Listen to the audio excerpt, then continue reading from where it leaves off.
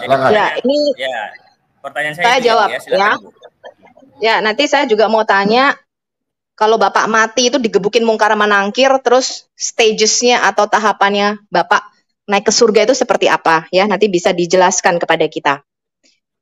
Di dalam Alkitab kita, Pak, yang namanya mati itu terpisahnya antara roh dengan tubuh. Ya. Sebelum Yesus itu turun menjadi manusia, semua roh orang mati itu menanti yang namanya di lembah kekelaman, di Seul namanya. Seul itu artinya dunia orang mati. Itu roh mereka menunggu di sana. Ya. Nah, setelah Yesus turun ke dunia orang mati, dia membawa naik tawanan-tawanan roh namanya. Makanya ketika Yesus bangkit, ada beberapa orang kudus yang bangkit juga masuk ke Yerusalem pada waktu itu.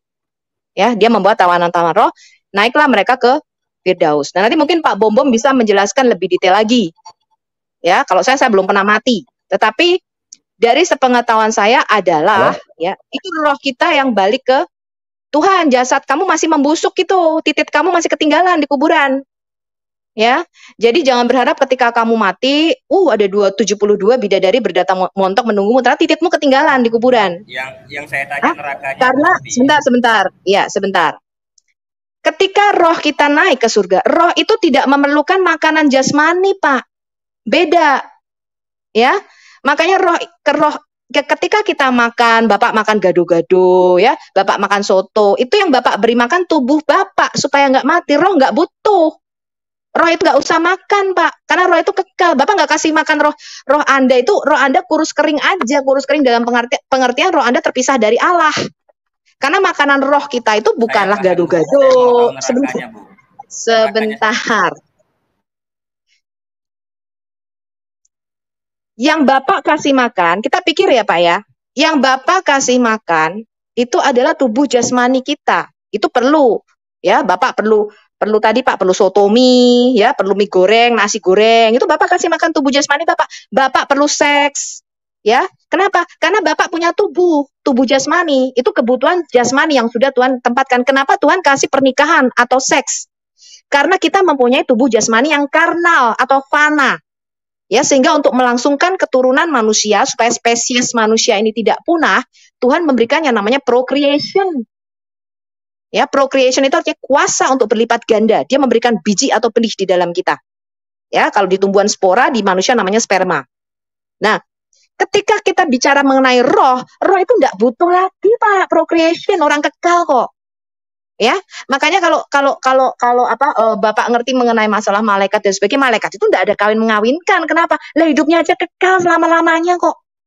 Enggak ada nanti menghadiri pernikahan antara malaikat Jibril dengan malaikat siapa? Enggak ada, Pak. Enggak ada undangan pernikahannya. Kenapa? Mereka hidupnya kekal.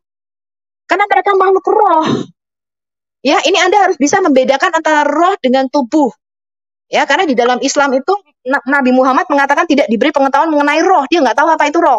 Ya, Anda untuk bisa mengetahui mengenai apa itu roh, Anda harus tanya kita, ahli kitab. Ini saya tanya. Nah, sekarang kalau kita bicara mengenai neraka, sekarang sebentar seperti ini. Kenikmatan yang dimiliki oleh roh itu beda dengan kenikmatan daging, Pak. Ya, begitu juga dengan siksaan di dalam neraka. Bukan berarti kalau kita dalam wujud roh, kita tidak punya panca indera, tidak bisa merasakan apa-apa. Itu salah, Bapak keliru. Tetapi bahwa tubuh rohani itu beda dengan tubuh jasmani. Ya, itu yang harus Bapak bisa bedakan. Itu berbeda sekali, Pak. Ya, namanya rohani kita seperti misalnya iblis itu makhluk roh. Mereka bisa dibakar, disiksa di lautan api oleh Tuhan. Mereka akan merasakan itu sekalipun mereka itu dalam wujud roh. Ya, makanya kalau Bapak baca di kitab Wahyu, iblis itu akan dilemparkan ke dalam lautan api yang menyala-nyala dan mereka akan disiksa selama-lamanya. Walaupun wujudnya roh. Jadi tubuh rohani dan tubuh jasmani itu berbeda kenikmatannya. Bukan berarti tubuh rohani itu tidak punya panca indera, Bapak keliru. Tetapi tubuh rohani tidak perlu namanya gado-gado. Seks itu tidak butuh, Pak. Begitu juga di neraka. Ya, dengan tubuh rohaninya, walaupun dengan jasmaninya sekalipun, mereka tidak pikir orang sudah disiksa selama-lamanya kok. Ya. Nah, jadi Bapak harus bisa membedakan antara tubuh rohani dengan tubuh jasmani. Iblis itu makhluk roh, tapi dia bisa dibakar di neraka. Walaupun tidak bisa dilenyapkan, karena roh itu kekal, dia nggak bisa lenyap. Sekali Tuhan menciptakan itu dia kekal. Ya, dia punya permulaan, tapi dia nggak punya akhir. Makanya iblis nggak bisa dimusnahkan. Ya, makanya Bapak perlu baca kitab Wahyunya kita. Saya tambah sedikit, Bu ya. Sebentar, Bu, Ya, Pak Mordeka. silakan. Sebentar, Ya. Pak Mordeka. Nanti Pak Mordeka jelaskan ya. Ya. Pak Ali Said, Boleh saya terima tanggapi, kasih Pak? banyak. Sebentar, Ali Said, Sebentar, Pak terima Ali kasih Said. banyak ya. Nanti saya tambah dulu. Terima kasih banyak ya Ali Said sudah gabung di. Belum selesai Pak Bombong. Macam mana ini? Ya, sebentar Pak Ali Said. Sebentar saya nanti nambahkan dulu ke Sofiatul. Ali Said, terima kasih ya sudah gabung di channelnya Pak Bombong. Nanti Pak Bombong tunjukkan dalil ya, roh kembali kepada Allah ya. Roh kembali ke Saya Allah yang penasaran mengenai nerakanya aja Pak Bombong gitu. Karena kan sebentar. Ya, nanti saya jelaskan semua ya. Kamu berhadapan dengan orang yang bukan bicara mulut besar seperti kalian yang tidak menunjukkan dalil. Sebentar saya tanya dalil Anda ya. Ya, Saya akan tunjukkan dalil roh kembali kepada Allah dan tubuh jiwa yang kembali kepada Allah dan tubuh jiwa berbentuk apa dan apa saja dihukum di dalam neraka. Ya, oke, silakan Pak Mordeka, lanjutkan. Oke, terima kasih. Menarik ya pertanyaan Ali Said ya. Memang kalau kita pikir gitu ya, kalau kita pikir sepintas ya. Nah, sudah dijelaskan oleh Bu Sofiatul bahwa roh itu bukan berarti tidak punya panca indera. Ya, ada. Jadi begini, manusia senang susahnya, damai sejahteranya itu dikuasai oleh pikiran. Pikiran kita yang mengendalikan kita. Itu intinya ya. Nah, jadi begini. Saya ilustrasikan begini. Ketika kita mimpi itu artinya roh kita kan. Itu artinya misalnya kita mimpi disiksa orang. Walaupun itu secara roh, tapi saat mimpi itu kita tidak sadar bahwa itu nyata kita disiksa orang dan merasakan sakitnya. Ya, merasakan kekhawatirannya. Artinya apa? Roh itu punya panca indera seperti dijelaskan oleh Bu Sofiatul tadi. Nah, demikian juga di neraka. Yang disiksa itu bukan tubuh jasmani, tubuh rohani. Ya, dia merasakan sakit, dia merasakan sengsara. Ya. Sama seperti gini, maaf ngomong, misalnya kita mimpi basah misalnya ya. Nah, padahal itu roh loh. Roh loh. Tetapi kita sama juga dong Pak Mordekai. Masa cuma ya, sebentar. Nah, kita merasakan itu. Nah, kita merasakan sakit sama. Ya, kita merasakan sakit sama. Ya, berarti di surga juga sama kan, Pak? Gimana? Berarti di surga kan juga sama, walaupun roh juga bisa merasakan kenikmatan.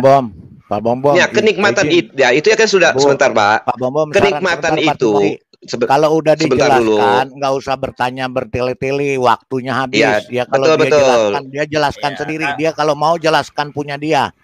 Ya, enggak, Pak. Oke. Kalau dijelaskan. Kalau penjelasan. Jadi begini, Ali Said ya. Kenikmatan itu kan persepsi pandangan orang beda. Kalau kami kekristenan, kenikmatan itu kayaknya bunyinya agak kurang pas. Kenapa? Kenikmatan itu cenderung ya kenikmatan oleh kuasa kegelapan.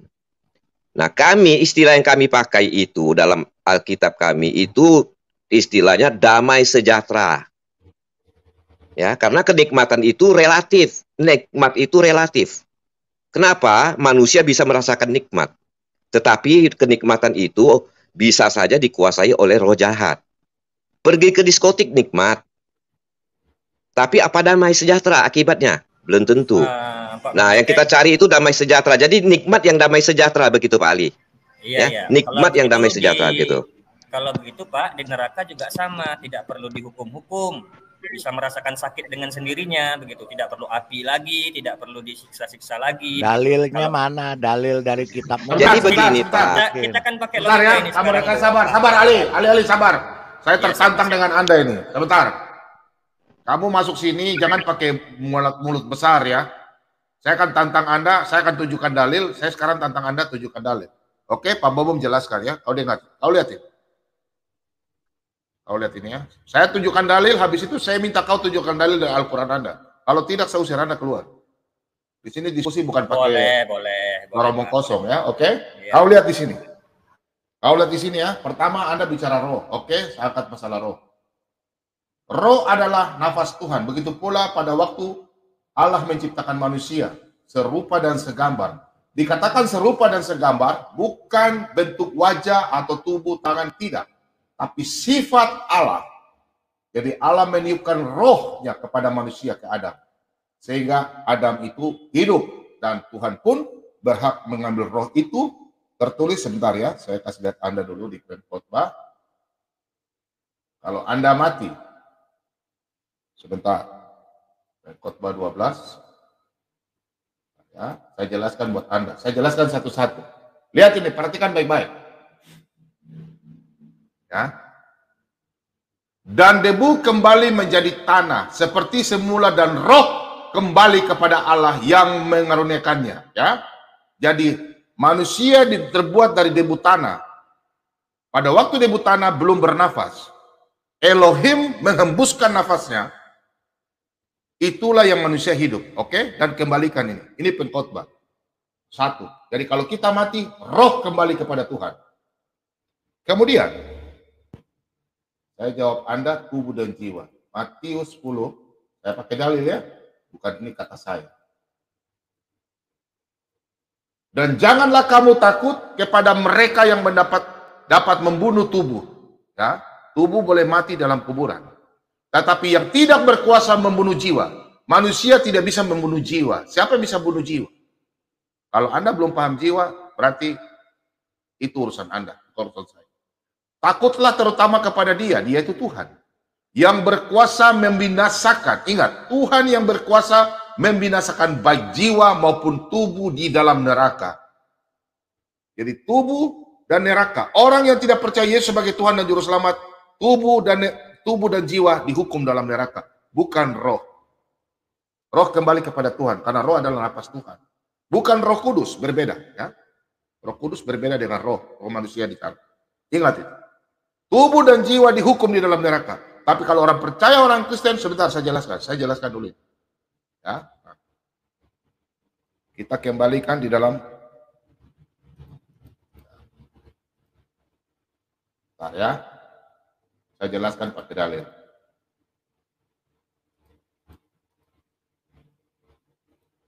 Ya, lihat dulu. Ini, ya. Tadi saya sudah lari ke Matius, harusnya ini dulu.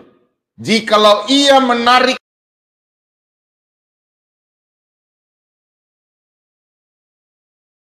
sebentar ya.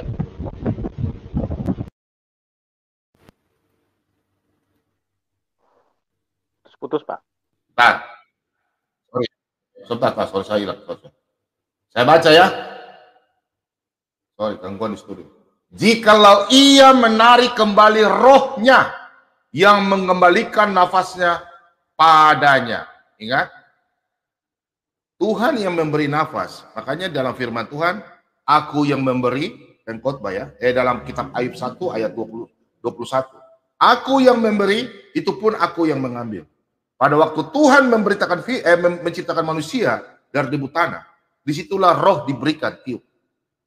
Roh itu masuk, manusia bernafas. Ya, ingat. Kenapa kita orang Kristen roh, tubuh, jiwa dikuduskan? Kalau percaya Tuhan kita, ini ayatnya. Habis itu Anda tunjukkan dalil ya. Kalau tidak tunjukkan dalil, saya kasih keluar. Di sini ya, siap. Oke, kita harus sportif. Anda mau terima tidak, itu terserah Anda, biar nanti decision yang menilai. Di sini tidak ada kalah menang.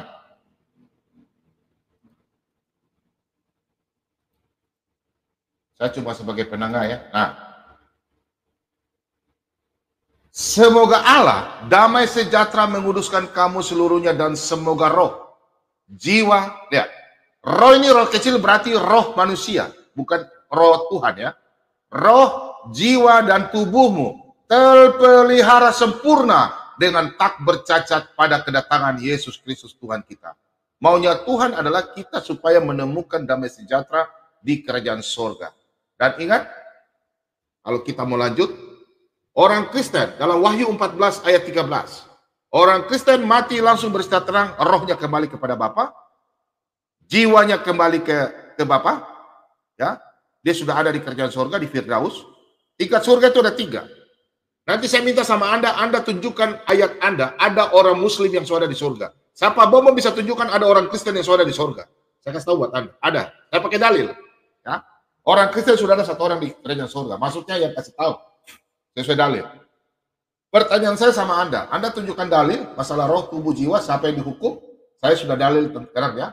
Pada waktu kami orang Kristen mati, ya, jiwa dan roh kembali ke atas. Yang dimaksudkan tubuh kemuliaan sesuai dalam Matius 25 dan kitab Wahyu, ya, Wahyu 22. Di situ nanti Tuhan Yesus datang dalam Wahyu 22 ayat 12. Aku datang untuk menagih upahku.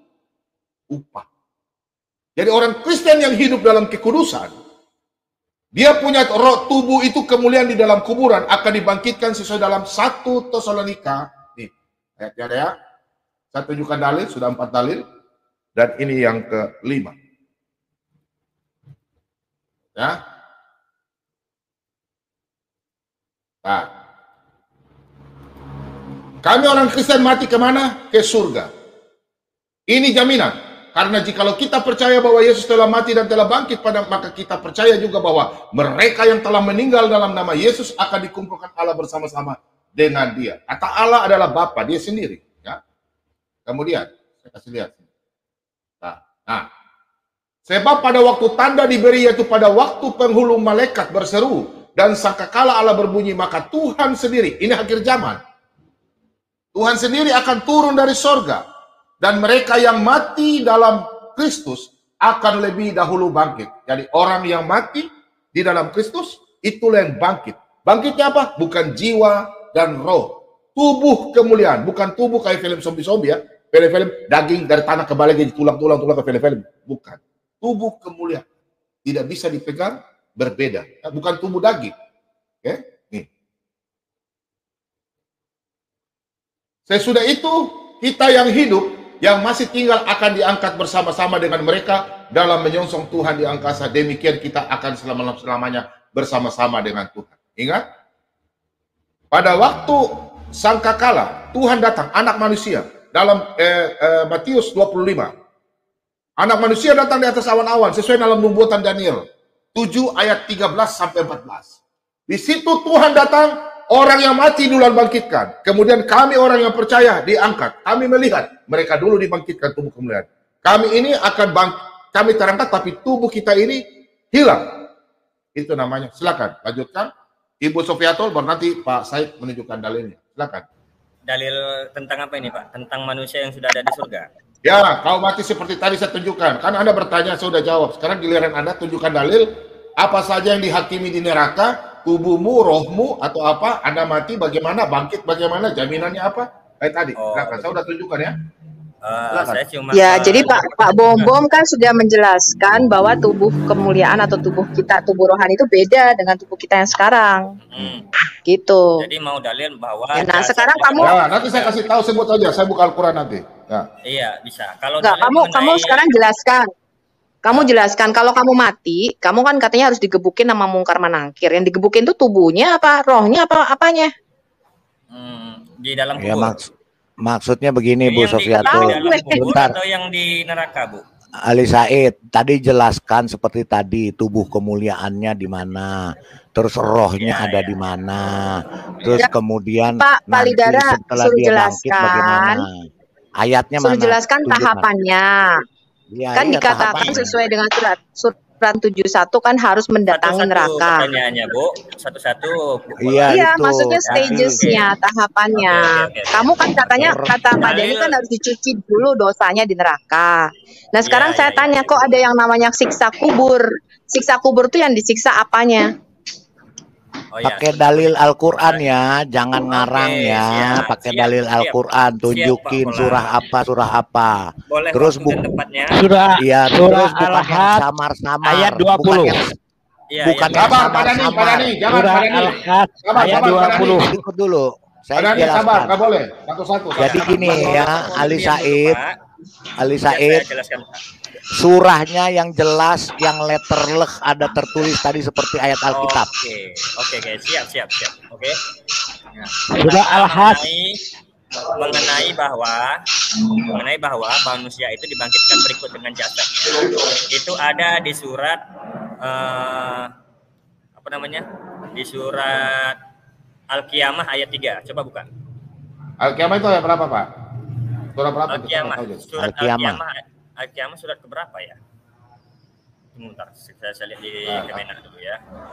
Saya tidak hafal angkanya, Pak. Saya lebih suka ayatnya. Ya. Al-Qiyamah itu Al-Qiyamah. Alidara bisa bantu kah pakai laptop? Ya, coba Al-Qiyamah ayat 3. Al-Qiyamah itu surat berapa ya? Al-Qiyamah surat ke... Tuh, kalian punya kitab kok, suruh kami hamba Tuhan yang buka, mana enggak, kita jadi begini katanya kami lebih muslim hafal semua. Kami lebih fokus pada ayatnya, Pak. Gimana sih katanya hafal? Katanya seluruh dunia hafal. Masa nyuruh kita? Loh, seluruh dunia hafal kok katanya. Ini waktu saya menjawab kan? Iya, ya, jawab sudah. Halo, 75 Bang, 75. Terima kasih. Oke. Ya. 75 ayat berapa, Pak? Saya yang ingin angkal ayat 3. Nah, 75 ayat berapa? Ayat 3. 3, oke. Anda jelaskan sendiri ya, ini kitab Anda bukan saya. Saya nggak bisa framing, nggak bisa. Ini hak Anda. Jadi di ayat ini dikatakan bahwa apakah manusia mengira bahwa kami tidak akan mengumpulkan kembali tulang belulangnya? Tentu bahwa kami mampu menyusunnya kembali jari jemarinya dengan sempurna. Jadi pada hari akhir atau pada hari kiamat nanti, di ayat ini dijelaskan bahwa di hari akhir itu manusia akan dibangkitkan dengan sempurna. Bahkan jari jemarinya juga dibangkitkan dengan sempurna. Mana kebangkitan? Bangkitnya mana? Kebangkitannya mana? Ya. Belum selesai orang ngomong udah dipotong. Kalau ya sudah, lanjut. Lanjut. Habis Anda bicara lain, tidak ada kebangkitan sini Anda ngarang-ngarang jadi. Kebangkitan bukan mana? Begitu. Bagaimana sudah membuat konklusi, orang belum selesai bicara. Tidak. Saya tidak tambah-tambah kitab Anda. Anda jelaskan sesuai tulisan yang ada, silakan. Jangan menambah ya. Ya, jadi begini, berdasarkan ayat ini itu sudah jelas bahwa Allah itu mampu membawa menyusun kembali jasad manusia itu, ya kan? Nah, bagaimana di hari kiamat itu nanti ada ayat yang mengatakan, tunggu sebentar, saya ingat dulu ayatnya apa? Manusia akan ini sudah. Itu sudah ada. Oke, dari situ sudah jelas mengenai itu. Allah mampu. Nggak ada jelas. Tunggu sebentar, teman-teman. Tunggu. Bentar, teman-teman. Itu tulang belulang, di situ tanda tanya loh. Dan kembalinya itu di ayat aslinya nggak ada tuh. Kembali dalam kurung tuh nggak ada di ayat aslinya itu. Tolong dijelasin. Maksudnya? Yang mana kembali ini? Kurungnya itu kembali. Mengumpulkan dalam kurung kembali. Aslinya nggak ada. Ya, asabul insanul alla najma'a izamah ya. Jadi Pak Ali, pertanyaan saya bukan itu. Pertanyaan saya adalah jelaskan tahapan kematian. Ya, tapi Pak Ali nggak menjawab, beda-beda. Bapak nih ya misalnya mati, masuk kubur kan harus ketemu mungkar sama nangkir. Nah, jelaskan dari situ, Pak. Tahapan-tahapannya baru nanti ke kiamat gitu loh maksud saya. Saya paham pertanyaan Ibu. Cuman Al-Qur'an itu ayatnya tidak terpisah tidak. Bang Ali biar sampai jawab Bang Ali. Aduh, udah dibilangin terstruktur dari mati Aditya diturunkan dulu sama si Dani. Satu-satu. Turunin biar si Ali sendiri. Turunkan dulu satu-satu. Berlawan 5 orang kalau begitu. Enggak, satu sama Ibu Sofiatul ya sudah. Jangan banyak bacot. Oke, Gini, jadi apa ini? Pak, gini Pak. Ya, gimana itu Pak? Pak Bom di sini mengajar pakai ayat-ayat tadi. Ya, Kalau saya kita baru memang terangkan mau sedikit. Sebentar. Kalau kita mau dialog, masuk di channel atau Anda buka channel sendiri. Anda bertanya sama saya tidak akan harap teman saya akan jawab sendiri. Mau salah, mau Anda mau terima, terserah. Itu aja. Silakan Anda lakukan saja. Oke? Ya, saya tidak itu, perlu Pak. sapa. Silakan. Ya, oke, silakan. Cuman saya belum selesai sudah dicela begitu kan. Tidak. Al-Quran itu nggak seperti Injil, dia diterangkan satu-satu gitu. Ini karena Anda jawab. Pak Bom, sorry, karena dia mengatakan kebangkitan tidak ada tertulis di situ, makanya kita celah gitu loh Pak Bro. Iya, nanti saya jelaskan lagi ayat mengenai kebangkitan. Oke. Jangan cepat dulu seperti itu. Ya. Oke, kalau itu jawabannya Bang Ali. Itu jawabannya itu di situ. Baca sudah. Nah, ya udahlah. Udah dibuka juga kan. Nah, baca, ya, coba buka. Silakan. Coba buka yang ayat tadi. Tunggu. Saya mau lihat otak kau. Berarti Aditya lebih bagus daripada kau. Berarti Aditya lebih pintar, ya. Minta maaf ya. Iya, kalau saya orang bodoh, Anda tidak punya kelebihan.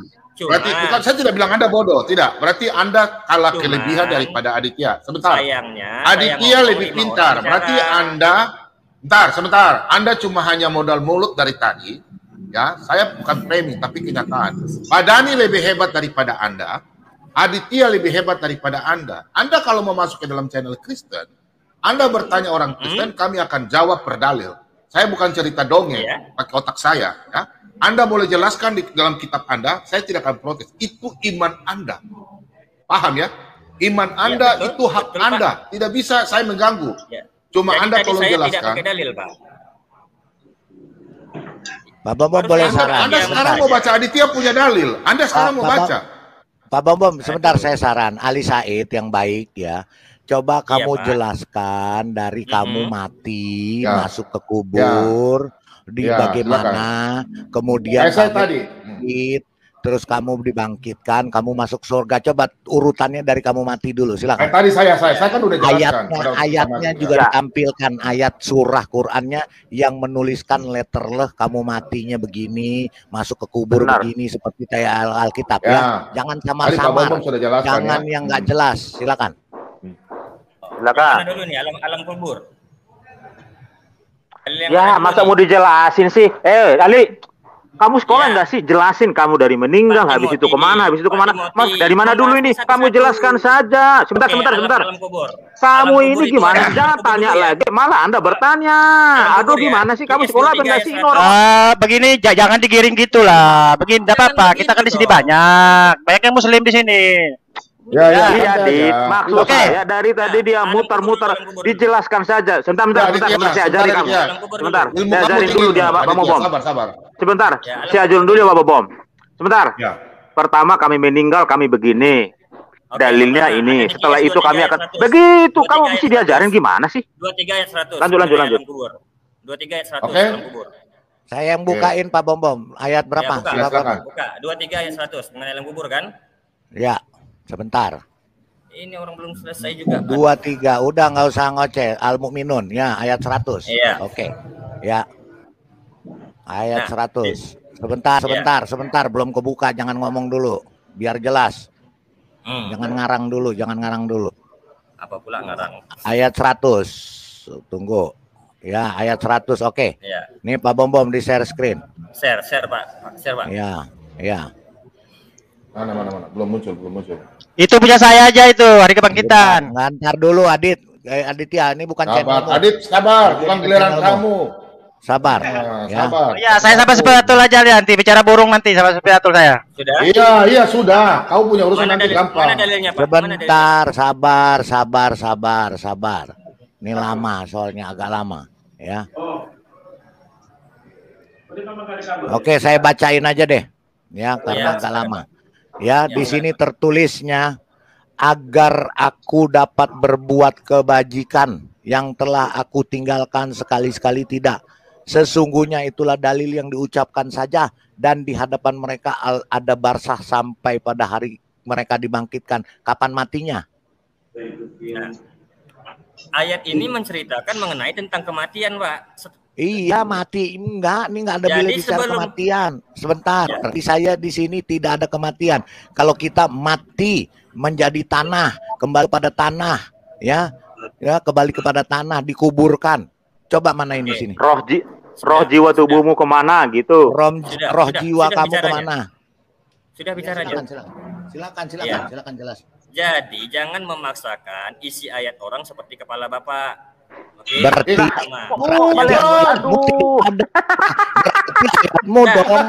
ayat ini.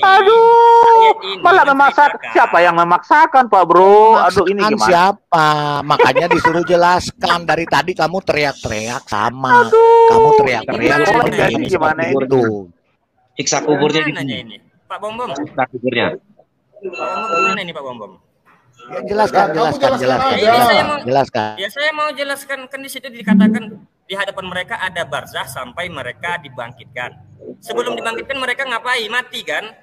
Iya, matinya kemana? Gimana matinya? Mereka nggak tahu barzah itu apa. Jelaskan Bang Ali, barzah itu apa biar mereka tahu. Barzah itu alam kubur, alam setelah manusia mati. Itu definisi dari barzah. Jadi roh jiwa tubuhnya kemana? Mana? Roh jiwa tubuh kemana? Roh. Penjelasannya di mana? Penjelasannya di mana? Barzah itu kuburan. Jelaskan. Penjelasannya itu gramatikal bahasa Arab, Bapak. Nggak bisa. Di sini nggak semua orang ngerti bahasa Arab. Sorry, di sini nggak semua orang jelaskan barzah. Tadi kita jelaskan roh tubuh jiwa. Ini dijelaskan. Nggak bisa. Sama dengan yang di dalam burung tadi. Ini, Ali. Ya. Biarkan kasih kesempatan dia menjelaskan. Nggak bisa fair ini diskusinya. Nggak bisa. Karena kamu dongeng saja. Apel ketemu apel. Dongeng gundulmu. Silakan barzah. Kamu Dit. Kubur apa? Nenek moyangmu Dit. Jangan ngomong begitu Dit. Ya jangan bilang dongeng-dongeng kitab orang lah, gimana sih? Barzah, lo yang berdongeng si Ali, bukan kitab ini, Alinya yang berdongeng. Ya, jelaskan barzah itu di mana artinya kubur. Artinya dikubur. Itu alam setelah kematian. Di mana ditulis, jelaskan. Mana di mana dalilnya? Kalau nggak percaya, definisi barzah coba. Buka, kamu yang jelaskan di sini, bukan kita pembantu kamu. Kamu yang jelaskan. Tampilkan. Iya, tampilkan. Ya, definisi barzah, oke ya. Alam barzah dikenal dengan alam kubur, menjadi tempat tinggal bagi seseorang yang telah mengalami kematian. Itu definisinya. Oke, itu definisinya. Berarti alam kubur. Bagaimana Tuhan dan Tuhan sama juga definisinya. Tuhan dan Tuhan sama. Terus bagaimana kamu jelaskan? Sebentar, kamu jelaskan kamu mati. Ya, masuk di dalam kubur, terus di dalam kubur bagaimana? Nah, roh jiwa tubuhmu kemana? Roh jiwa tubuh itu di alam barzah. Iya, di alam barzah di mana di sini ditulis? Roh tubuhmu di mana ditulis di sini? Maksudnya semana nih pertanyaannya? Iya, tubuh. Aduh, Ali, sini, Pak. Pak. Tadi di Alkitab, sebentar dulu Ali. Tadi di Alkitab tadi Pak Bombom udah jelaskan roh jiwamu akan terangkat ke surga, kembali kepada Allah. Tubuhmu masuk ke dalam kubur jadi tanah. Nah, ini di mana penjelasannya mana? Begini, buka di Al-Qur'an surat Al-A'raf ayat 57. Itu aja Aditya. Bukan kamu yang jangan bongkar ujian. Ini ujian Aditya. Supaya saudara kamu nih sebentar Pak Lidara. Turunin dulu. Aditya, supaya Ali Said ini dia semakin pintar imannya kepada kitabnya. Aditya aja kasih bocoran gimana? Turunin aja Aditya, turunin aja dulu. Iya, Pak. Kamu kan sudah hebat. Biarkan dia supaya dia belajar, supaya dia bisa menunjukkan bahwa dia punya Saya nggak pakai dalil Bang Adit, saya pakai Al-Hajj Ini 2 kalau nggak pakai dalil, nggak usah turunin. Kalau nggak pakai dalil, buang aja. Yang nggak pakai dalil. Ya, nggak usah, lebih baik buang aja, nggak usah Pak. Kita nggak. Ya, buang aja nih, nggak jelas. Di sini nggak pernah. Di sini nggak perlu dongeng. Coba silakan. Di sini nggak perlu cerita kamu. Kami di sini ya. Buka mana dalilmu? Mana dalilmu buka? Sebentar Ali. Ali sebentar diam dulu. Dia dulu kamu Li, Ali. Sebentar dulu Li, Ali. Sebentar diam dulu Di. Tadi kan di awal kita sudah sepakat ketika Anda bertanya ke Ibu Sofiatul sudah menjelaskan, Pak Bom sudah menjelaskan. Roh itu kembali kepada Tuhan, jiwa dan tubuhnya itu akan dihakimi. Nah, barang Anda bertanya tadi siapa sih di sedekah itu yang akan dihakimi? Ibu Sofiatul, Pak Bom sudah menjelaskan detail roh, jiwa, tubuh. Jiwa itu adalah perasaan, kehendak, emosi. Nah, tubuh itu kemana gitu loh, sudah dijelasin tubuh kemuliaan, sudah dijelasin detail. Nah, hal yang sama juga Anda jelaskan berdasarkan dari Anda. Gitu loh, Anda sih yang memulai dari awal tadi ke Ibu Sofiatul. Paham nggak Anda sih? Mesti dijelasin. Gitu loh Pak Bro. Sabar. Oke, Pak Timothy. Ibu Sofiatul masih hadir kah? Ibu Sofiatul. Bu Sofiatul. Biar sama saya aja, saya wakilin Bu. Sebentar. Aku mau nanya. Ya. Coba Ibu tanyakan, saya kan nggak ngerti Al-Quran. Ibu yang paham. Coba tolong tanya dia, kan kita manusia mati. Terus apa hukum apa namanya dalam kuburan namanya? Siksa kubur ya? Silakan tanya sama kubur. Nah, aku mau nanya. Sebentar, aku mau nanya. Tadi kan kamu ngomong roh, jiwa, dan tubuh di dalam kubur. Roh, jiwa, dan tubuh dalam kubur itu terpisah apa enggak? Roh, jiwa, roh, dan tubuh kamu di dalam kuburan? Berarti kamu ada dua ali dong di dalam kuburan. Apa 2 ali? Kok jadi 2 ali pula? Lah iyalah, roh kamu sama tubuh kamu kok. Dua-duanya kan di dalam alam kubur. Ya, kan mereka masih di situ. Masih nyatu gitu. Jadi begini loh, Bu ya. Ya nggak mati dong lu di kuburan. Kalau nyambung gimana sih lu? Kalau saya mati, saya begini. Lucu Pak Bombon, lucu. Memang Pak Bombon lucu, orangnya lucu. Ya, jadi begini ya. Pertama, ayat mengenai tulang menulang disatukan kembali sudah saya sampaikan. Yang kedua, ayat mengenai alam kubur sudah saya sampaikan. Sekarang ayat yang ketiga mengenai hari kebangkitan. Itu ada di Al-Hajj. Roh dan jangan kebangkitan dulu. Bukan. Jiwamu kemana? Gini loh. Matinya di mana? Ya, sebentar. Mereka ini nggak jelas. Sebentar, enggak, jangan ke kiamat dulu. Lu nggak tahu kiamat. Yang bakal lu adepin sekarang dalam waktu dekat adalah kematian. Kan kalau kita kan Kristen, roh dan tubuh kita terpisah.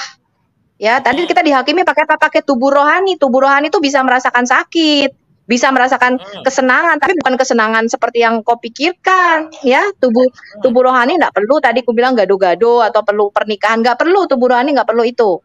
Nah, cuman tetap bisa merasakan sakit. Roh dan jiwa kita itu terpisah, mudah enggak sih? Roh dan tubuh kita itu terpisah. Yang di kuburan itu kita enggak ada. Sebentar. Dalam Kristen itu nggak ada siksa kubur, karena itu bakal busuk. Nanti dihakiminya di akhir zaman akan dibangkitkan dengan tubuh kemuliaan. Ya. Nah, sekarang kamu kan ada prinsip siksa kubur. Nah, lu kan siksa kubur itu kan kalau misalnya orang ini nggak bisa jawab pertanyaan kuis siksa kubur kamu kan bakal digebukin sama Mungkar Manangkir. Ya nggak? Ya, terus kalau lu bisa jawab kuisnya, kan kuburan kamu bakal dilebarkan. Ya nggak? Tanah kuburan lu bakal dilebarin. Ya, ada itu, ya betul.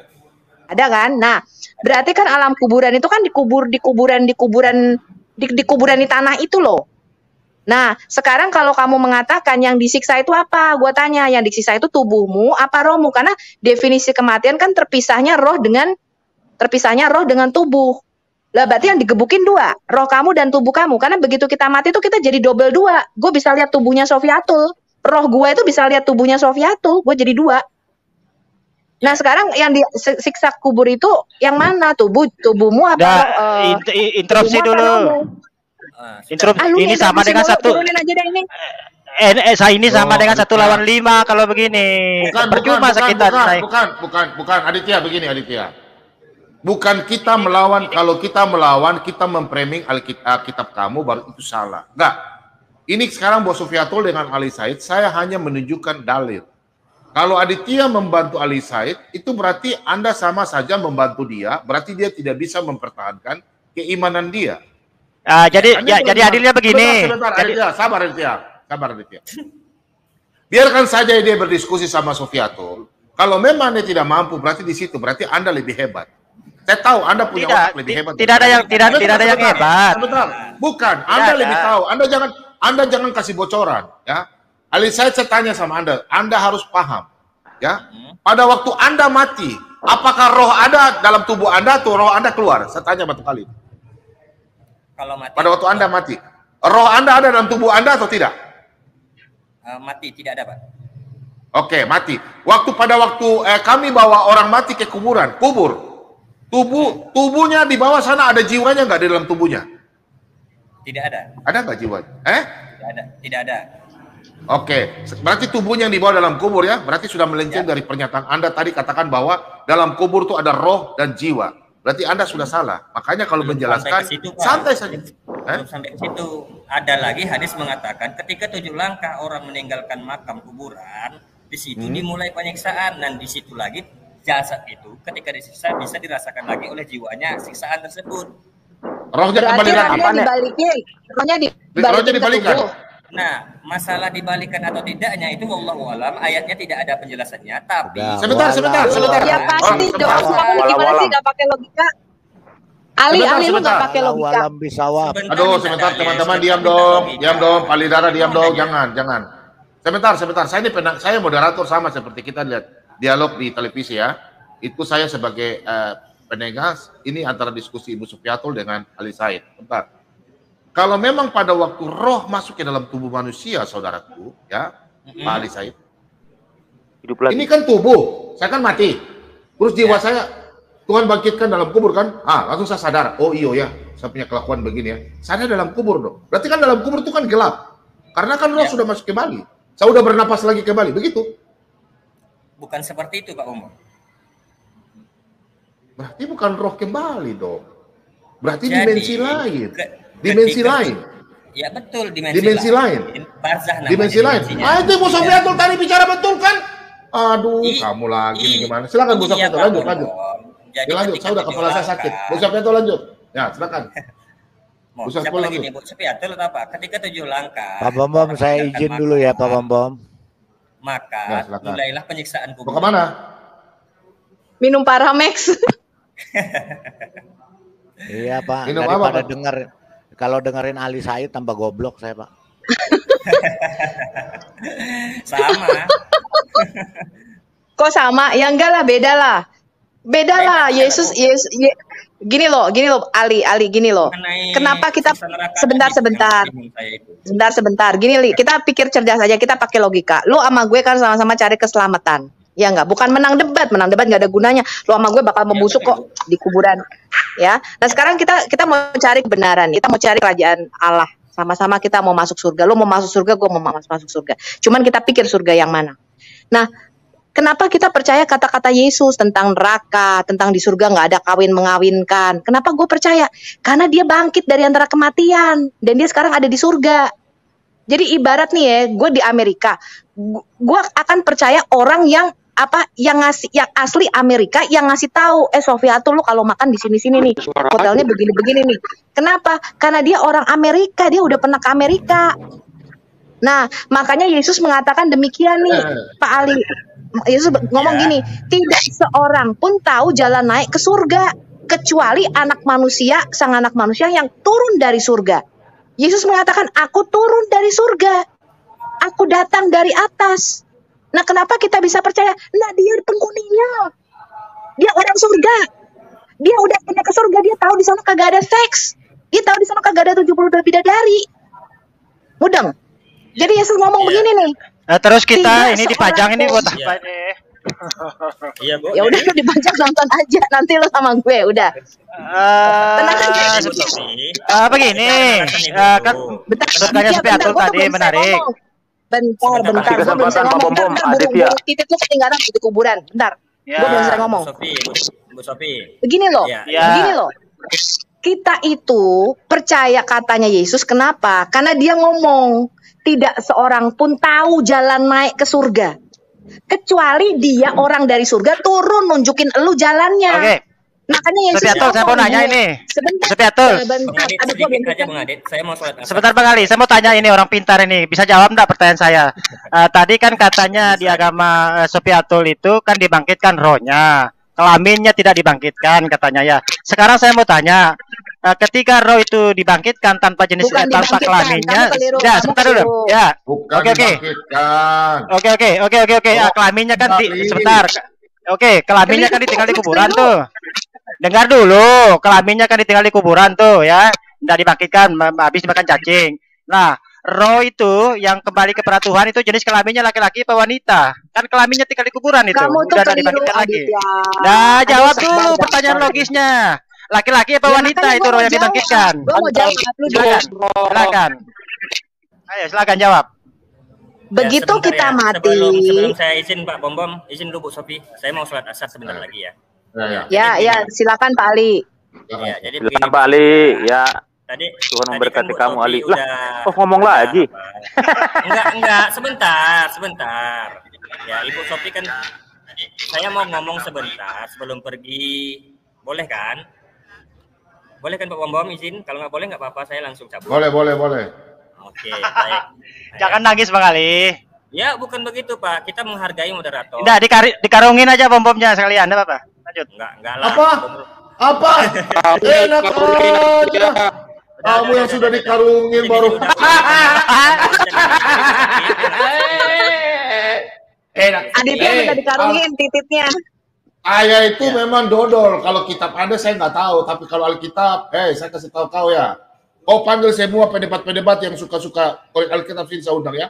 1000 kali pun kalian Rakana Makassar tena malaki.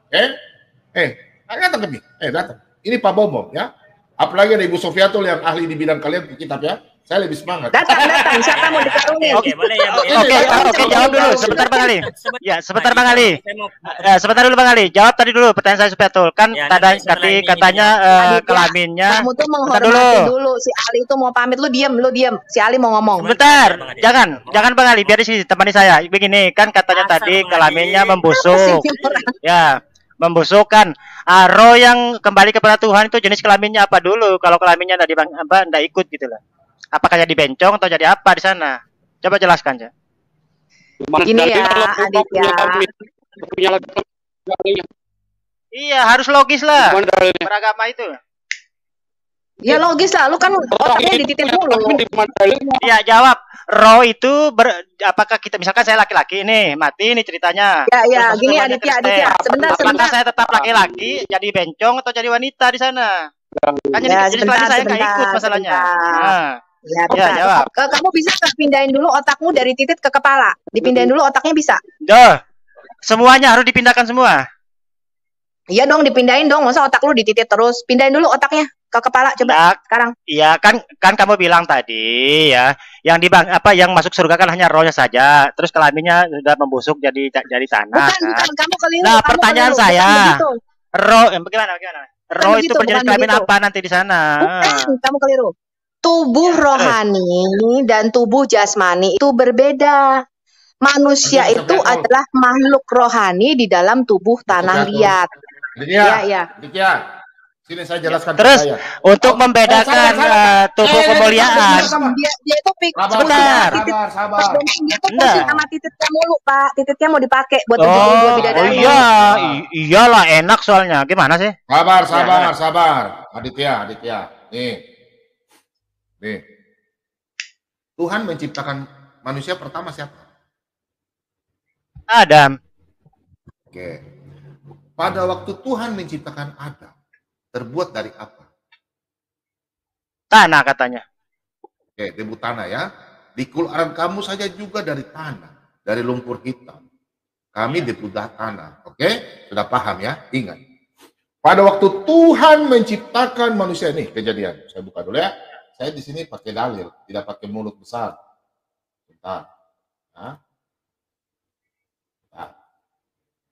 Kita buka kejadiannya. Tadi saya sudah tunjukkan kan, Anda sudah lihat. Nih. Kejadian 2 ayat 7 ya. Nih. Karena itu Tuhan Allah membentuk manusia itu dari debu tanah dan menghembuskan nafas hidup ke dalam hidungnya. Demikian manusia itu menjadi makhluk hidup. Ya, ingat, manusia menjadi makhluk hidup. Oke? Makanya manusia hidup. Pada waktu manusia mati, ya, itu dikembalikan, rohnya kembali. Berarti debu dan tanah ini yang menjadi manusia daging ini, dia harus mati kembali lagi menjadi debu dan tanah. Jadi itu jadi tanah. Ya, dia mati. Karena roh sudah diambil. Roh itu kembali kepada Tuhan. Karena apa? Tuhan berfirman dalam Kejadian 6. Ya, ini ya. Saya buka ya. Ini saya jawab Anda punya pertanyaan tadi. Sabar, nanti saya jelaskan. Kejadian 6 ayat 3. Ya. Berfirmanlah Tuhan, rohku tidak akan selama-lamanya tinggal di dalam manusia. Oke, paham ya? Karena manusia itu adalah daging, tetapi umurnya akan 120 tahun saja. Maksudnya begini, adik. Manusia ditentukan mati. Setelah mati, roh kembali kepada Tuhan. Ya, roh kembali kepada Tuhan dalam Pengkhotbah 12 tadi saya sudah jelaskan. Ya, roh itu akan kembali kepada Tuhan. Nah, daging ini dia kembali jadi tanah. Jadi kau punya burung pipit itu ya. Kau punya burung pipit tadi kau tanya sama Bu Sofi ya. Burung pipit itu kembali ke jadi tanah. Karena dia buat dari tanah. Dia mati. Bukan mati yang begini ya. Mati. Ya. Jadi rohnya itu kembali kepada Tuhan. Jiwanya juga kembali. Nanti pada waktu hari penghakiman. Ini kalau kepercayaan orang Kristen. Anda saya tidak tahu. Ya. Dalam Alkitab saya berbicara. Ya. Saya tidak korek kitab Anda. Tubuh kemuliaan. Nanti kan saya sudah jelaskan tadi di 1 Tesalonika. Saya nggak usah ulang lah. Ya. Nanti yang di rumah supaya di rumah belajar. Ya. Ya, tubuh kemuliaan itu bentuknya gimana, Bom? Tubuh kemuliaan itu bentuknya bagaimana? Tubuh kemuliaan itu nggak bisa dipegang, bukan daging lagi. Kalau Anda mau tanya sampai dalil, saya nggak, Alkitab ini kita nggak bisa menambah dan mengurangi. Karena firman Tuhan itu ya dan jelas dalam 2 Timotius 3 ayat 16. Saya buka ya. Anda tidak bisa bertanya sama saya. Saya punya jawaban bukan alam-alam. Kami hamba Tuhan tidak bisa menjelaskan sepakai otak kita seperti teman Anda yang sudah dikarungin ya. Teman Anda itu sudah dikarungin. Minta maaf. Kalau Anda punya otak tubuh kemuliaan itu gimana bentuknya kira-kira? Sebentar. Ya, penasaran saya. Kau udah sampaikan. Enggak, begini. Kau dengar dulu. Kau lihat ya. Di dalam Alkitab tidak bisa berkata bahwa kita menjelaskan secara rinci, menambah, mengurangi seperti teman Anda yang begini. Oh, tidak bisa. Lihat ya. Segala tulisan yang diilhamkan Allah memang bermanfaat untuk mengajar, untuk menyatakan kesalahan, untuk memperbaiki kelakuan, dan untuk mendidik orang dalam kebenaran. Jadi Pak Bobo menjelaskan firman Tuhan di sini secara alkatabiah. Saya tidak membawa nama-nama lain, tidak. Saya tidak bisa mengarang-arang. Apabila saya menambah, mengurangi, terkutuklah saya. Dalam Wahyu 22 ayat 18. Paham ya? Saya nggak bisa memberitakan firman. Apabila saya menambah dengan kitab yang lain, dalam Galatia 1 ayat 8, saya orang yang terkutuk. Dalam Galatia 1 ayat 9. Injil yang lain berbeda saya sampaikan. Nggak bisa ya? Oke? Aditya, silakan Ibu Sofiato, lanjut dan Aditya. Ya, berarti tubuh kemuliaan tadi berarti belum bisa dijelaskan. Ya oke lah, enggak apa-apa kita terima jawabannya Bom ya, karena Bom punya channel masalahnya. Oke lah, tubuh kemuliaan itu bagaimana dan apa bentuknya kan tidak tahu ya. Oke lah. Seperti tubuh Yesus ketika bangkit, Aditya. Jadi bisa tembus tembok gitu loh. Berarti ini oke sebentar. Yesus ketika bangkit itu adalah tubuh kemuliaan. Itu gambarannya. Oke, berarti begini. Dia bangkit seperti tubuhnya Yesus. Yesus bangkit itu kan hilang tuh mayatnya, ya kan? Nah, berarti bangkit ya sama aja. Mayatnya di mana memang? Saat dia bangkit mayatnya di mana itu? Kan hilang Yesus itu. Jadi mayat, dia bangkit dari antara orang mati, bukan mayatnya hilang dicuri orang. Kamu nih ngawur. Iya, benar, berarti mayatnya ikut dagingnya ikut bangkit itu kan? Bukan. Pakai tubuh kemuliaan. Iya. Tubuh yang tidak bisa mati. Kalau tubuh diubah. Kalau tubuh ya oke. Kalau dagingnya aslinya kemana larinya itu? Kok hilang ikut nggak ada juga itu? Beda, udah diubah tubuhnya Yesus. Kamu gimana namanya tubuh kemuliaan? Shalom. Lah kalau Henok itu naik ke surga itu pakai jasadnya saja atau pakai rohnya saja dia? Itu pasti ada asumsi itu. Asumsi Aditya. Iya, tetap kegiring sama saya. Asumsi. Emang iya itu pakai tubuh kemuliaan. Nah, kan Henok katanya Henok itu naik surga. Aditya. Alkitab tidak bisa dikarang-karang seperti Anda. Kalau Anda mau bertanya, saya akan jawab dalam Ayub 7 ayat 11 ya. Kamu dengar ya. Kalau kalian tidak bisa menunjukkan, kalian coba jawab ala walam, tidak ada ayatnya, langsung ala walam. Nah, kami punya jawaban banyak ya. Kau dengar, saya tidak bisa menambah dari Alkitab. Tidak bisa mengurangi. Kau dengar ya? Kau dengar. Aditya, dapatkah engkau memahami hakikat Allah, menyelami batas-batas kekuasaan yang maha kuasa? Aditya tidak bisa ya. Nah, jadi kita orang Kristen tidak boleh menambah mengurangi. Aditya, saya tidak bisa jawab ala walam. Firman Tuhan bertanya, menjawab sendiri. Tuhan telah, lihat ya, hal-hal yang tersembunyi ialah bagi Tuhan, Aditya. Hal-hal yang tersembunyi ialah bagi Tuhan, Elohim kita. Tetapi hal-hal yang dinyatakan ialah bagi kita dan bagi anak-anak kita sampai selama-lamanya supaya kita melakukan segala perkataan hukum Taurat ini. Jadi paham ya? Jadi silakan Aditya, Anda jangan menjawab. Kami orang Kristen tidak mau menjawab sesuai dengan di luar Alkitab. Kami akan menjadi umat terkutuk. Paham ya? Iya, cuman ya itu aja tadi menarik. Ya, yang disampaikan Sapiatul kan katanya bangkit seperti Yesus katanya kan. Nah, sementara Yesus kan tubuhnya kan nggak ada itu. Berarti bangkit semua berarti. Kan saya sudah jelaskan dalam 1 Tesalonika 4. Ya kan? Pada waktu hari Tuhan datang, Yesus datang menjemput kita. Kan kita sudah jelaskan gimana Aditya. Kami terangkat itu menjadi tubuh kemuliaan. Kami terangkat loh pada waktu hari terakhir loh. Nih, tubuh kemuliaan. Aduh Aditya, cari kopi kah? Saya udah jelaskan tadi. Aduh, kau bertanya lagi.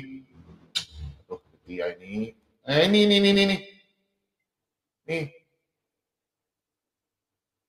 Nih. Kau baca ini. Ayo. Bacalah, Bang. Nih, saya baca dari 16 ya. Sebab pada waktu tanda diberi, yaitu pada waktu penghulu malaikat berseru, dan sakakala Allah berbunyi, maka Tuhan sendiri akan turun dari sorga, dan mereka yang mati dalam Kristus akan lebih dahulu bangkit. Sesudah itu kita yang hidup, yang masih tinggal, diangkat. Lihat ini. Diangkat bersama-sama dengan mereka dalam awan menyongsong Tuhan di angkasa. Demikianlah kita selama-lamanya bersama-sama dengan dia. Ingat, pada waktu hari penghakiman, kita yang juga melihat tiba-tiba hari datang, itu kita yang masih hidup juga pun diangkat. Jadi tubuh kita ini dirubah menjadi tubuh kemuliaan. Begitu. Seperti Yesus katakan pada waktu Yesus bangkit, dia tembus tembok itu dalam Yohanes 20. Mana si Aditya tidak paham-paham? Gak bisa saya mau jelaskan tambah-tambah lagi, gak bisa. Silakan Bu Sopeto lanjut. Sama Ari dengan ini Aditya. Gak jelas. Minta dalil, saya kasih lihat dalil. Ya, Sopiato sudah kabur dia, kemakan omongannya sendiri soalnya tadi. Si kenalnya, dia suka terlempar. Oke lah, ya. Jadi kalau dalam Islam itu sederhana sekali penjelasan tentang kebangkitan itu ya. Di dalam Al-Quran itu proses kebangkitan itu jelas ya, dibangkitkan itu semuanya gitu. Dan penjelasan di share screen saya misalkan contohnya. Coba dinaikkan dulu Bom, share screen saya itu. Sabar. Jadi Islam itu lebih logis, dibangkitkan semuanya gitu loh. Karena di dunia ini daging yang berbuat jahat, daging yang merasa nikmat, ya nanti daging juga yang harus mempertanggungjawabkan itu. Seperti itu. Ya. Jadi seperti Pak Sopiatul. Silakan Bu Sopiatul. Ya. Iya jasadnya Henok ini kemana Sopiatul? Loh, kalau Henok tuh diangkat sama jasad-jasadnya, kamu gimana sih? Kan ada dua orang yang tidak mengalami kematian. Ya, berarti ya tubuhnya juga, tubuh jasmaninya naik berarti dibangkitkan dua-duanya itu. Tapi bukan tubuh jasmani yang seperti tititnya lu, beda. Henok kan mikirin titit lagi kayak lu. Nanggapi dulu. Ya, yang memisahkan tubuh jasmani dan tubuh rohaninya itu di mana? Itu asumsi itu. Loh, kalau Henok nggak dipisahin, kamu gimana sih? Tubuhnya diubah. Kamu gimana sih sebentar. Di mana ayatnya tubuh Henok diubah itu? Bentar dulu. Tubuh Henok diubah itu ayat di mana? Karena darah dan daging tidak mendapat tempat di dalam kerajaan surga. Jadi bukan kayak ibunya udah dimuliakan dia. Nggak bisa. Jadi orang tapi faktanya naik sama daging-dagingnya ke sana faktanya yang terjadi di kitab Anda itu. Gini loh. Di mana ayatnya? Kamu tuh nggak ngerti. Di mana ayatnya? Kamu ngerti nggak terangkat? Mana ayatnya? Ayo buka. Aditya, saya tantang kau menjalani Alkitab. Ayo. Gini katanya Henok itu. Gini loh, ya, Henok naik ke surga katanya. Yang nggak mati itu Henok Elia tidak mengalami kematian kayak manusia normal pada umumnya. Hanya Henok dan Elia yang dikatakan diangkat oleh Tuhan. Begitu. Diangkat kemana itu? Nah, diangkat kemana dulu? Ini saya kasih ayatnya. Aduh. Bentar. Diangkat ke atas atau ke surga? Itu kalau kita terangkan itu udah mati tuh kemudian itu. Aduh. Ini anak ini nih satu nih Aditya. Ini satu orang ini. Oh, kemudian ini ada nih. Aduh. Dia tuh lagi kepikiran burungnya bakal ketinggalan di kuburan. Baca buat dia Bu Sofiatul. Nih, nah itu yang tembok apa itu? Tuh, baca tuh. Nih, karena kewargaan kita adalah di dalam surga dan di situ kita menantikan Tuhan Yesus Kristus sebagai juru selamat yang akan mengubah tubuh kita yang hina ini sehingga serupa dengan tubuhnya yang mulia. Yang mulia.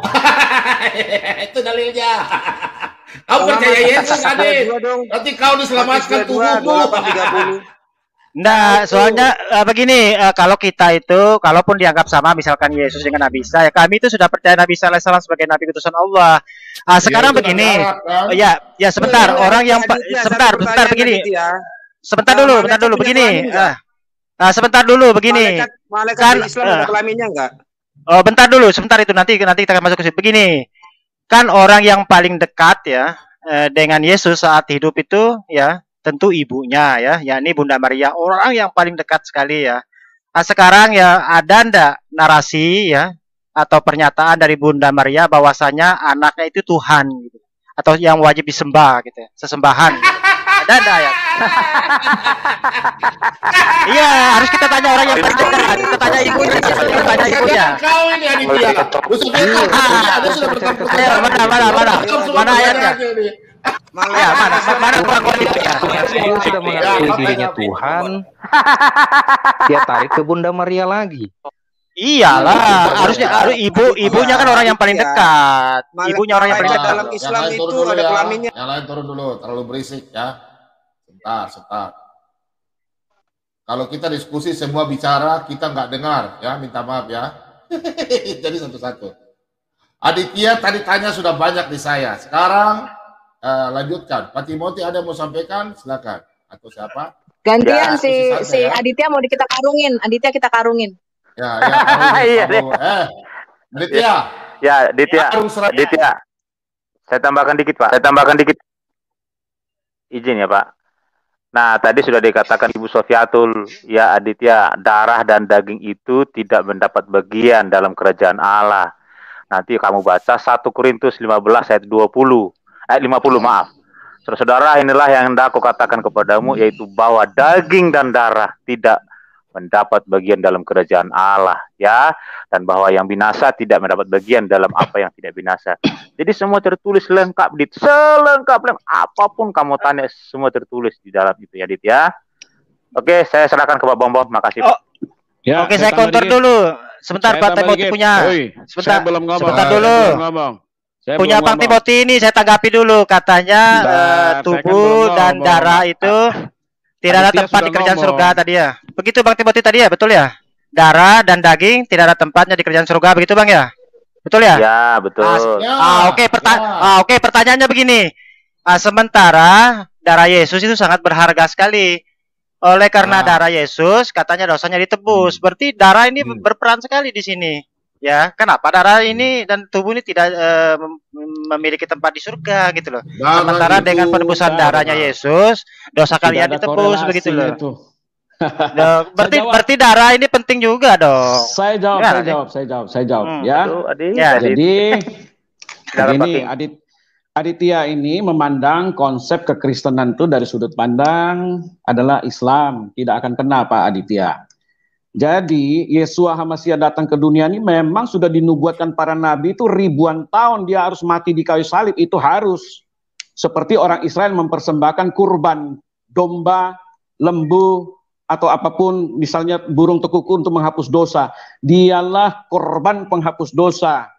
Jadi setelah Yesus mati di kayu salib, ya, darahnya sudah tertumpah, hubungan kembali manusia dengan Tuhan yang tadinya putus telah kembali dipulihkan. Tetapi kehendak bebas tetap diberikan kepada manusia. Kalau manusia tetap melakukan dosa, silakan. Sebab korban Yesus tidak ada untuk kedua kali. Ya, untuk sekali dan selamanya, selama kita terima dari Yesus di bumi ini, selesai. Oke, yang saya mau kasih masukan sedikit, bahwa tubuh jasmani itu telah Tuhan berikan nikmat hidup selama di bumi ini. Tubuh jasmani kita dapat nikmat hidup di bumi ini, antara lain salah satunya adalah seks sebagai perpanjangan keturunan kita. Itu memang diberikan kepada kita reproduksi alat seks, ya. Tetapi kita melihat Adam dan Hawa ketika mereka ada di surga, mereka tidak pernah melakukan hubungan seks. Mereka hidup di dalam kemuliaan Tuhan, tidak tahu tahunnya berapa, harinya apa, tidak tahu. Tidak ada yang tahu hidup hidup Nabi Adam itu berapa lama setelah dia ada di sana. Ketika dia berdosa keluar dari sana baru. Oh, oke, sebentar, jangan panjang-panjang. Belum selesai. Anda mengatakan Adam dan Hawa tidak ada hubungan seks di surga. Sebentar dulu. Tunggu dulu. Adam dan Hawa tidak ada hubungan seks di surga, katanya. Saya belum selesai. Diam. Saya belum selesai. Ya. Nah, ketika tubuh rohani itu kembali kepada pencipta, Yahweh akan memberikan kenikmatan yang di luar kemampuan akal manusia. Ya, itu di luar tubuh tubuh jasmani kita lagi. Roh itu kekal abadi seperti yang dikata Ibu Sofiatul tadi. Ya, roh itu abadi karena milik Tuhan akan kembali kepada Tuhan, tetapi kalau rohnya itu berdosa, dia akan dihukum di api neraka kekal juga abadi. Jadi kedua tubuh jasmani dan rohani selama di dunia, tubuh jasmani sudah selesai menikmati segala kenikmatan hidup yang ada di dunia ini. Sekarang tubuh roh harus menikmati kenikmatan hidup di sorga itu. Ya, jadi dua-duanya ini sudah diberikan hak yang sama oleh Yang Maha Kuasa. Jadi tidak ada lagi tubuh jasmani nimbrung lagi ke sorga. Karena sorga itu tidak layak tubuh jasmani yang penuh dengan kotoran ini masuk ke tempat yang Maha Kudus. Oke. Jadi begini. Tubuh roh lah yang layak masuk sorga. Sedangkan waktu Yesus naik ke sorga, waktu dia mati, dia bangkit, dia bukan pakai tubuh jasmani lagi. Tubuh jasmani dia nggak pakai. Yang dia pakai itu tubuh roh, yaitu tubuh kemuliaan. Begitu aja. Silakan. Saya tanya. Saya ini kan sewaktu hidup di dunia ini, misalkan saya ini laki-laki, misalkan, terus mati, terus terus masuk surga dengan roh dan tubuh kemuliaan. Oke lah, kita ikut ya roh dengan tubuh kemuliaan. Pertanyaan selanjutnya, roh dan tubuh kemuliaan ini berjenis kelamin apa enggak ini? Atau gimana gitu? Atau ya semacam gimana ya? Enggak laki, enggak wanita atau apalah istilahnya. Saya tanya apakah dia berjenis ya? Sebentar, itu berjenis kelamin apa enggak? Malaikat punya jenis kelamin, saya tanya kamu. Jawab saya. Ini malaikat versi Kristen apa malaikat versi Islam? Terserah, kamu mau jawab Islam apa Kristen, saya tanya kamu sekarang. Ya. Ada malaikat cewek. Iya, kalau versi Islam ada cewek. Tunjukin ayat. Enggak ada. Berarti enggak ada kan? Jenis kelamin, roh itu netral. Iya. Roh itu netral. Sebegitu bukan dengan roh manusia. Waktu dia kembali ke pencipta netral. Ya, berarti tidak berjenis kelamin gitu maksudnya ya? Yes, betul. Oke, siap. Berarti ketika kita di sana hidup di surganya Kristen dengan tubuh kemuliaan, dengan roh tadi tidak berjenis kelamin, maka kita tidak akan mengenal mana istri kita, mana anak kita gitu. Kan begitu maksudnya ya? Masih kenal sih? Bagaimana cara mengenalinya? Cara mengenalinya bagaimana? Ya, silakan. Cara mengenalinya bagaimana? Bagaimana cara mengenalinya? Ini Pak Bobo. Manusia mati tidak mengingat saya punya istri, saya punya anak, kami tidak ingat. Ada ayatnya. Kau tunjukkan ayat kau ya, di mana manusia mati mengingat saudaranya anak-anak. Kalau menurut kitab kamu, saya tunjukkan ayat saya. Oke, asik pembahasannya, asik, mantap. Iya, nanti akan saya masukkan karung. Sebentar Pak Bomong, sebentar. Sebentar Pak Bomong, sebentar. Ya, silakan Ibu Sofi. Gini, sebentar. Aditya tuh mengenali istrinya tuh jenis kelaminnya. Jadi kalau begitu dia buka, gitu, farjahannya, nah ini istri gue nih. Begitu dia buka lagi, ini bukan istri gue. Gitu. Oke, sekarang begini. Ketika kita bertemu dengan orang-orang yang kita cintai di surganya Kristen ya, kan di situ jenis kelaminnya sudah tidak terdeteksi ya. Jadi bagaimana untuk bisa mengenali itu istri kita, itu istrinya orang, itu bagaimana cara mengisahkannya? Untuk mengidentifikasinya bagaimana? Ya, silakan. Bentuk rohmu sama bentuk tubuhmu ya sama. Lu ntar kalau berarti berjenis kelamin dong kalau gitu. Tidak. Oke. Anda mengatakan bentuk roh seperti berjenis kelamin. Aditya, kita nggak ngerti, kita nggak ngerti berjenis kelamin apa enggak. Sebentar. Kalau serupa dengan tubuh saya tadi katanya kan tidak berjenis kelamin berarti itu antara laki dan wanita nggak dikenali gitu loh. Gimana sih? Gini. Sebentar. Nggak masuk akal. Saya jelasin. Kamu tidak masuk akal tidak apa-apa. Ya, tidak apa-apa. Saya ceritakan sama kamu. Waktu kamu meninggal, roh kamu naik ke atas itu tetap seperti semula, tubuh kamu seperti semula, tapi kamu sudah tidak berjenis kelamin lagi, sudah nggak ada burung kamu lagi, itu udah nggak ada. Tetap wajah kamu seperti itu. Paham? Dia akan dirubah menjadi seperti Yusuf, mukanya kembar semua di sana. Ceweknya juga kembar. Ya, berarti jadi bencong seperti saya di sana ya, nggak punya kelamin. Bukan, salah. Saya tanya kamu sekarang. Waktu Adam di Firdaus, apa dia bencong? Jelasin saya. Nah kan begini tadi katanya. Jawab saya, waktu Adam di Firdaus dia bencong apa bukan? Saya tanya kamu jawab.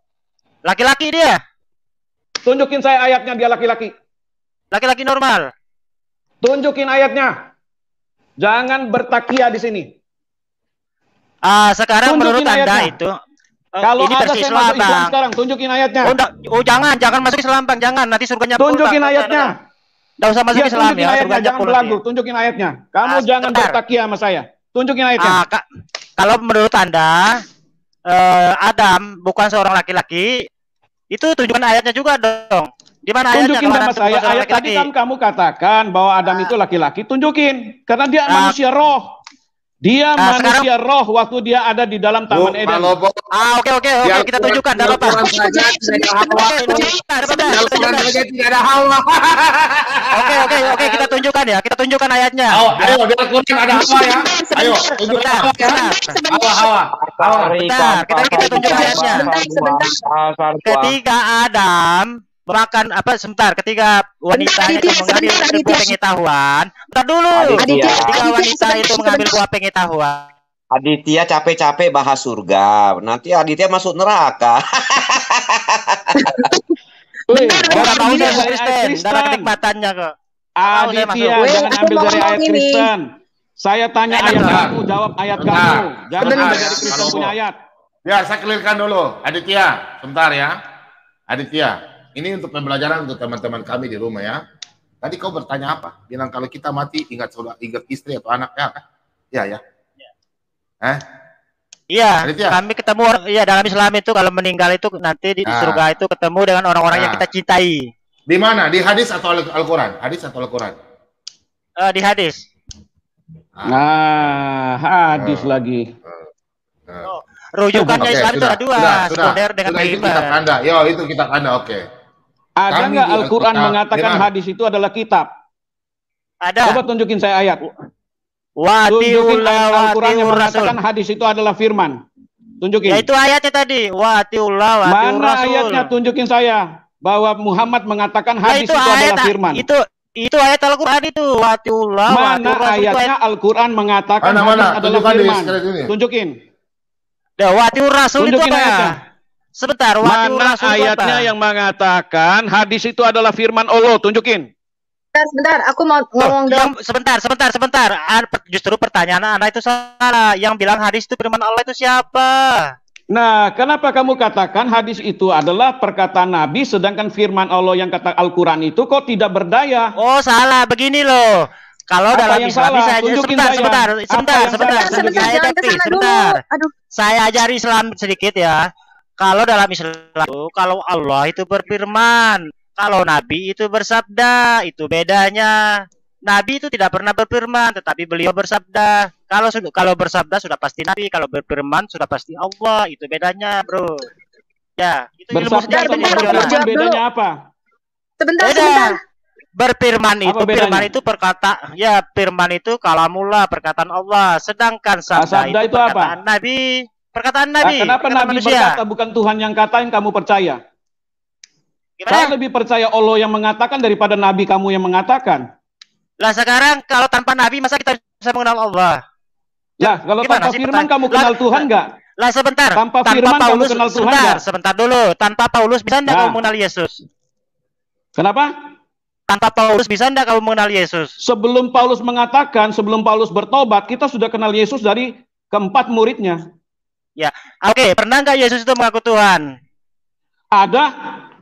Di mana? Ayatnya banyak. Di mana? Kalau saya kasih tahu kamu ya, pengakuan dari malaikat dulu. Baca Lukas 2 ayat 11. Baca Lukas 2 ayat 11. Sebentar, Sebentar, ini Aditya terlalu banyak tanya ini. Dia nggak mau ditanya nih. Dia nggak mau tanya dari tadi. Silakan Bu Sofiatul. Ya. Sebentar saya tanya dia. Ya, buka ayatnya. Oh, buka ayatnya. Sebentar. Buka Pak Bom. Tunjukin dia, habis itu kita tanya dia. Saya tanya kau sudah Aditya. Aditya, terakhir ya, saya tanya kau bertanya ya, terakhir saya tanya dulu.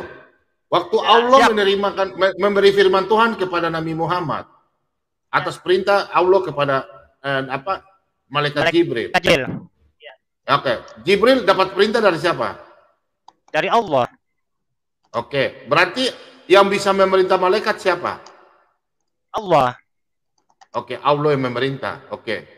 Berarti Allah bisa memerintah malaikat. Sebentar, malaikat bisa memerintah malaikat dengan Nabi kan? Allah toh? Ya, malaikat Jibril mendatangi Nabi Muhammad dan begini. Bukan. Jadi, sebentar. Ya, oke, lanjut. Maksud saya yang memerintah malaikat dan yang bisa suruh malaikat dengan Nabi itu siapa? Yang mengutus malaikat. Allah yang mengutus. Allah toh? Ya kan? Apakah nabimu bisa mengutus malaikat? Oh enggak, apa namanya? Oh, bukan Bilang Nabi aja tidak begitu loh, selesai dan putar-putar lah. Sekarang buktinya ada ya. Beliau menerima wahyu ya dari Allah yang disampaikan lewat Jibril. Sebentar dulu. Di Wahira itu ada buktinya sampai sekarang. Saya bukan tanya itu. Saya bukan tanya itu. Ketika Yesus bangkit dari kubur ada buktinya. Saya tanya, apakah nabimu bisa mengutus malaikat? Bila malaikat, kau pergi kasih tahu Tuhan. Bisa nggak nabimu perintah malaikat? Belum pernah saya dengar nabi saya mengutus malaikat itu. Belum pernah saya dengar. Belum pernah lihat nabi ya? Kau cek di Alkitab dari mulai Nabi Musa sampai Maliaki. Tidak ada seorang nabi bisa perintah malaikat. Tidak seorang nabi pun bisa merintah malaikat. Tidak pun ada seorang pun malaikat perintah nabi. Ya. Tidak ada yang bisa atas suruh dari Tuhan. Saya kasih lihat kau bahwa Tuhan Yesus memerintah malaikat. Siapa yang punya otoritas memerintah malaikat? Yesus bisa memerintah malaikat. Berarti siapa? Yesus penguasa surga dan bumi. Dia bisa mengutus malaikat. Aditya, saya kasih tunjuk dalilnya. Jadi begini, oke lah, Yesus itu bisa memerintahkan tunjukin dalil malaikat. Tunjukin dalil sebentar dulu. Sebentar dulu. Jadi nanti Wahyu 20, Wahyu 20. Tadi bisa memerintahkan malaikat. Yesus bisa mengutus malaikat, kenapa nabimu nggak bisa? Oke. Yesus bisa mengutuskan malaikat. Oke, apa bagus. Sekarang begini. Kan dalam keyakinan Kristen itu kan katanya iblis juga bagian dari malaikat yang memberontak katanya kan? Sabar, jangan lari dulu. Sudah pertanyaan terakhir, sudah terakhir. Saya sudah jawab, sudah terakhir. Sekarang giliran kita tanya kau. Ya, kalian belum jawab siksa kubur. Sportif dong. 10 pertanyaan kau sudah ku jawab, lebih dari 10. Ya, saya sudah kasih ayat semua. Ingat, Yesus adalah Tuhan. Saya kasih tunjuk kau ya. Kalian bilang, di mana Yesus katakan bahwa dia adalah Tuhan? Yesus tidak pernah berkata bahwa saya ini Tuhan. Tidak pernah. Pertanyaan saya sama Anda. Jibril yang kalian banggakan malaikat, kami tidak tahu. Kalian punya iman. Itu saja Allah Subhanahu wa Ta'ala mengutus Jibril. Ya. Sekarang berarti siapa yang punya hak otoritas? Ya. Kau lihat, otoritas siapa yang bisa mengutus malaikat, mengutus nabi? Hanya Tuhan. Kau lihat ayat ini. Ya. Kau lihat. Saya tunjuk kau. Buka mata lebar-lebar biar tahu. Supaya kau tahu bahwa itu, untuk apa mau dijelaskan? Kalian kan orang pintar, orang berbahasa tinggi. Ngapain saya mau jelaskan lagi? Wahyu Pak Bambam, kita Wahyu. Ya. Ada Wahyu 16 kalau nggak salah ya. Kau lihat ini, kau lihat ini. Nah, kau lihat ini. Pak Lobo baca buat dia, Pak Lobo. Ya. Saya baca ya. Sabar. Sampai di Yesus stop ya. Sampai di Yesus stop. Sampai, oke, silakan. Aku Yesus. Stop. Ulang 3 kali. Aku Yesus. Ulang lagi. Aku Yesus. Oke, lanjut. Telah mengutus malaikatku untuk memberi kesaksian tentang semuanya ini kepadamu bagi jemaat-jemaat. Aku adalah Tunas, yaitu keturunan Daud, bintang timur yang gilang gemilang. Lanjut, Pak. Udah, Aditya, saya kasih satu ya. Lihat, pada waktu Yesus bersama dengan murid-muridnya, Yesus pernah berkata kepada murid-muridnya bahwa dia telah mengutus nabi. Tadi malaikat ya, kau lihat Yesus mengutus nabi. Kau lihat itu. Kau di sini masuk, kalau saya masuk di kalian untuk apa? Saya tidak pernah bisa buka Alkitab. Kalian tidak pernah mau buka. Nanti kalian capek. Kalau sini saya punya hak buka Alkitab. Ini kata siapa ini? Pak Lobo, tulisan merah ini? Yesus. Kata Yesus ya? Lihat ini. Ya. Yesus berkata, lihat ini. 34. Silakan. Saya baca. Ya. Sebab itu, lihatlah, aku mengutus kepadamu nabi-nabi, orang-orang bijaksana dan ahli-ahli Taurat. Separuh di antara mereka akan kamu bunuh dan kamu salibkan. Yang lain akan kamu sesah di rumah-rumah ibadahmu dan kamu aniaya dari kota ke kota. Jelas. Dua dalil. Yesus.